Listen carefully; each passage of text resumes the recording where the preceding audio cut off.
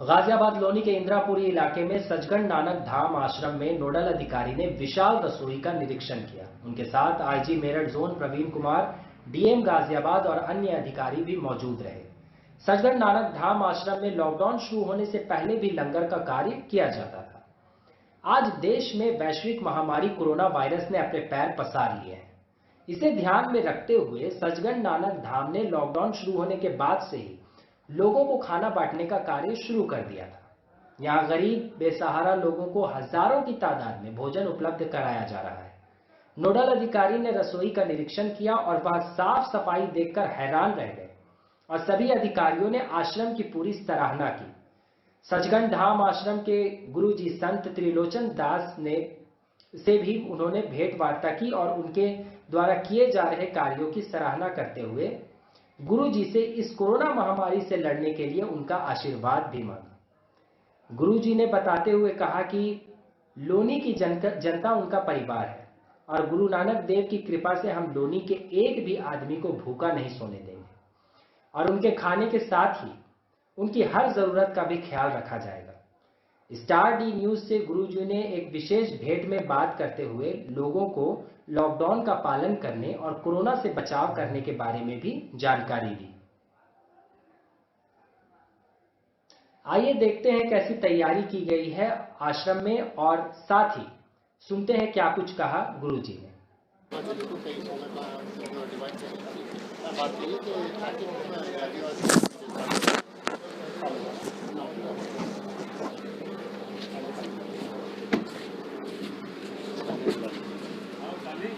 इस वक्त हम मौजूद हैं जिला गाजियाबाद के लोनी इलाके में, जहां पर एक 2 नंबर का एक इलाका है। आपको बता दें कि यहां जैसे कि जिस तरीके से देश के अंदर वैश्विक महामारी फैली हुई है कोरोना वायरस, उसी को चलते आज यहां पर जिला गाजियाबाद में आईजी जी मौजूद है। आप तस्वीरों में देख सकते हैं किस तरीके से यहाँ पर एक IPS अधिकारी ने यहाँ पर सरकारी रसोई का निरीक्षण किया है, किस तरीके से यहाँ पर जो लोगों के लिए व्यवस्था है वो रखी गई है। और यहाँ पर माननीय विधायक जी भी मौजूद हैं, हम उनसे बातचीत करने की कोशिश करेंगे। देखिए नंदकिशोर गुजर जो विधायक हैं उनके, इनसे बातचीत करने की कोशिश करेंगे। जो तमाम यहाँ पर तस्वीर देख रहे हैं किस तरीके का यहाँ पर एक माहौल जो है बन चुका है। यहाँ पर खाना किस तरीके से जो पैक हो रहा है और तमाम तस्वीरें देखिए हमारे साथ में विधायक जी मौजूद है। देखिए हम बात करने की कोशिश करेंगे। गुरुजी, लॉकडाउन खत्म होने के कुछ ही दिन बाकी हैं, 2 से 3 तारीख करीब आ रही है।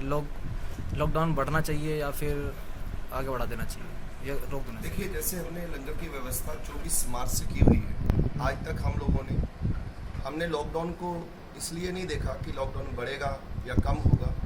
हम अपनी सेवाएं पूरी दे रहे हैं। 1 महीना हो गया है, 40,000 लोगों को हम सेवा दे रहे हैं।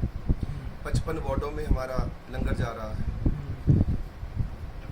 हमारी तरफ से तो अगर मैं ये कहूँ कि लॉकडाउन बढ़ना चाहिए या कम होना चाहिए, ये तो सरकारी आंकड़े बता सकते हैं कि कितनी महामारी ने इस समय आपदा ने कितना बड़ा नुकसान किया है देश का।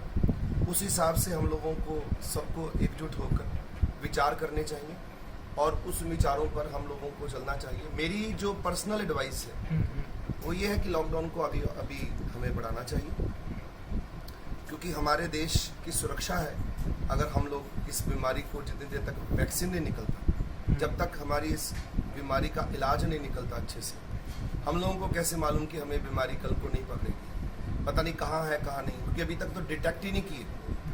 हमारे भारत में तो इतने डिटेक्ट ही नहीं हो रहे। जैसे जैसे डिटेक्ट हो रहे हैं वैसे वैसे हम लोगों को आंकड़े आ रहे हैं। हमें डिटेक्ट करना है, हमको पता चलता है कि यहाँ भी है, वहाँ भी है, वहाँ भी है। तो हम लोगों को इस समय सबसे पहले जरूरी है सावधानी बरतनी। तो लॉकडाउन से बड़ी सावधानी कोई नहीं हो सकती। तो लॉकडाउन को बढ़ाना चाहिए। इकॉनमी जो है वो आती जाती रहती है, पैसा आना जाना है, पर मनुष्य आना जाना नहीं है। मनुष्य की सुरक्षा जरूरी है। गुरुजी, 1930 में एक आर्थिक मंदी देखने को मिली थी और उस तरीके का ये सेकंड जो पार्ट है लॉकडाउन और कोरोना वायरस है, ये अगर हम बीमारी से तो ठीक हो सकते हैं, परंतु जो आर्थिक मंदी आएगी उस पर क्या कहना है आपका? देखिए, सबके साथ आएगी, मेरे साथ या आपके साथ नहीं आएगी, ये सबके साथ आएगी। सारी दुनिया इस बीमारी को लेकर परेशान है और आर्थिक व्यवस्था जो है सबकी डामाडोल है। इकॉनमी जो है सबकी इस समय, किसी को पता नहीं कि कल को क्या होने वाला है। तो इस मामले में हम लोगों को अपने पुराने बाप दादों के हिसाब से चलना चाहिए, जैसे वो कंटेंटेड थे, जो वो लोग शांति में पीसफुली रहते थे और बड़े आराम से जीवन जीते थे। कोई किसी के प्रति कोई ऐसा नहीं था कि घर से निकले तो किसी के पास गाड़ी है तो मेरे पास गाड़ी क्यों नहीं है, वो अमीर है तो मैं अमीर क्यों नहीं। इस समय तो हम लोगों को केवल अपना सोचना चाहिए कि हम लोगों को आर्थिक तौर पर, ये देखिए आता जाता रहता है। जब लेमन ब्रदर का 2008 में अमेरिका के साथ सबसे बड़ा हादसा हुआ और उसके अंदर जो इकोनॉमी को, जो इतनी बड़ी इकोनॉमी जो नीचे गिर गई और इतना सब कुछ उसने झेला अमेरिका ने, तो ये तो समय समय अनुसार कुछ ना कुछ आता रहता है। और इकोनॉमी इज नॉट इम्पॉर्टेंट, इंसान की जिंदगी इम्पॉर्टेंट है, जान है तो जहान है। इस कारण से हम लोगों को सबसे पहले कोरोना को समझना है। और हार्वर्ड यूनिवर्सिटी ने तो 3 साल का पीरियड दे दिया है कि 3 साल तक आप डिस्टेंसिंग रखेंगे, सोशल डिस्टेंसिंग।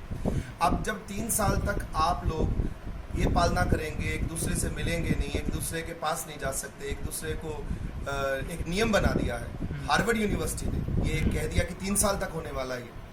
एविएशन मार्ग को बड़ा प्रॉब्लम है, होटल्स को बड़ा प्रॉब्लम है, बड़ी बड़ी अर्थव्यवस्थाएं जो हैं वो डामाडोल हैं। तो हमको इस समय सबको मिलजुल कर इसका हल निकालना है। और मेरी जो विनती है प्रधानमंत्री जी से और सभी राज्यों के मुख्यमंत्रियों जी से कि हम लोगों को सावधानी इम्पोर्टेंट है। जान है इंसान के पास तो सब कुछ हो जाएगा। ह्यूमन रिसोर्सिंग हमारे पास बहुत बड़ी ताकत है। सबसे बड़ी ताकत चाइना के पास थी, आज चाइना का विश्वास टूट गया। चाइना पे कोई विश्वास नहीं करेगा। उसका फायदा सीधा का सीधा हमारे भारत को मिलेगा। और भारत में सबसे ज्यादा इंग्लिश बोलने वाला मुल्क है और डेमोक्रेसी है, लोकतंत्र है और यहाँ पर सुरक्षा है। हर आदमी यहाँ पर सुरक्षित है। ये देश आने वाले समय में सुप्रीम पावर बनकर ये आएगा। और देखना, आज जो भारत की अर्थव्यवस्था इतना ज़्यादा उसको प्रॉब्लम नहीं होने वाली, क्योंकि हम लोग लोन पर नहीं है। हमारा घर पूरा का पूरा जो है वो हमारा है, गांव का घर हो या शहर का घर हो। हाँ, वो अलग बात है कि नौजवान लड़के लड़कियों ने जो एमएनसी में काम करते हैं उन्होंने अपना घर गुड़गांव में लिया या बेंगलोर में लिया या नोएडा में लिया। पर वो लोग जो हैं वो भी ऐसा नहीं है कि उनको कोई प्रॉब्लम आएगी, क्योंकि चाइना से अब चाइना पे किसी को एतबार नहीं, किसी पे ट्रस्ट नहीं। अब जब चाइना पे ट्रस्ट नहीं रहेगा तो सारा का सारा बिजनेस हिंदुस्तान के पास आएगा। हिंदुस्तान को इस समय सोचना है कि हमें तो कहीं से प्रॉब्लम आनी नहीं चाहिए, ना आएगी। हम लोग तो तैयारी करें अपने अर्थव्यवस्था को और बड़ा बनाने की, क्योंकि चाइना का भी सारा कुछ अब हिंदुस्तान की तरफ ही आने वाला है। और मेरी ये इच्छा है कि हमारे देशवासियों से कि भारत में कभी भी, क्योंकि भारत गर्व से कह सकता है कि ये ऋषि मुनियों का, भगवान का एक स्पेशल देश है जिसमें कभी कोई प्रॉब्लम नहीं आने वाली। क्योंकि हमारा देश एक आदमी कमाता था और सारा पूरा कुटुंब खाता था, और आज भी इतनी ताकत रखता है। हर घर में अगर आप देखें तो राशन है, किसी को कोई बैंक लोन नहीं है। आप भी अपने घरों में जाकर देखिए, आपके ऊपर बैंक लोन अगर होगा, गाड़ी का होगा या किसी का होगा थोड़ा बहुत, तो वो आपने चुकता कर दिया होगा या बीच में होगा, परंतु आप इतना कोई प्रॉब्लम नहीं है आपके ऊपर। आप आराम से बैठ के घर में 1 साल 2 साल 3 साल खा सकते हैं, थोड़े में भी गुजारा कर सकते हैं। तो ये अर्थव्यवस्था भारत की सबसे ऊपर है। इसी कारण हम लोग सबसे पहले उभरेंगे इस प्रॉब्लम में, इस आपदा में, और इस इकोनॉमी में हम लोग सबसे आगे बढ़कर लोगों को लीड करेंगे, कंट्रियों को लीड करेंगे। अमेरिका भी इस समय परेशान है अपनी इकोनॉमी को लेकर। बाकी देखिए क्या होता है। भगवान काल कलम हुक्म हाथ कहो कौन मेट सके, तो काल के हाथ में ही सब कुछ है। काल नहीं, समय नहीं, अपने हाथ में सब लिया हुआ है। समय आएगा तो सब पता लग जाएगा सबको कि क्या होने वाला है। सर, देश के अंदर गुरुजी वैश्विक महामारी फैली हुई है, कोरोना वायरस। क्या अपील है जनता से आपकी? लोनी के अंदर लॉकडाउन का उल्लंघन भी कुछ लोग करते नजर आ रहे हैं, क्या कहना चाहते हैं आप उनसे? मुझे सबसे यही प्रार्थना है और सबसे यही मुझे कहना है कि जैसा कि नियम है, लॉ एंड ऑर्डर एक सेट किया हुआ है, रूल सेट किया हुआ है सबकी सुरक्षा के लिए। क्योंकि हमारे देश को चलाने वाले सरकार जो है उन्होंने हम लोगों को कुछ नियम बनाए हैं, उस नियम के तहत हम लोगों को चलना चाहिए, क्योंकि कोरोना जो है ये आम वायरस नहीं है। ये एक ऐसा वायरस है जिसने कि पूरे विश्व को अपनी लपेट में ले लिया है। अपने पूरे एक तरह का ये थर्ड वर्ल्ड वॉर है। हर देश इस समय इतना आपदा में, इतना मुश्किल हालातों में चल रहा है कि आप पूछिए मत। तो हम लोगों को इस समय कोरोना को लेकर सीरियस होना चाहिए और ध्यान देना चाहिए कि हमें घरों में रहना है और पालना करनी है। जैसी सरकार हमको नियम बनाए, लॉ एंड ऑर्डर जो सेट किए, उसको मानना चाहिए, सबको मानना चाहिए और इसी से ही हम लोग कोरोना पर जीत प्राप्त कर सकते हैं। तो इसको प्राकृतिक आपदा माना जा सकता है।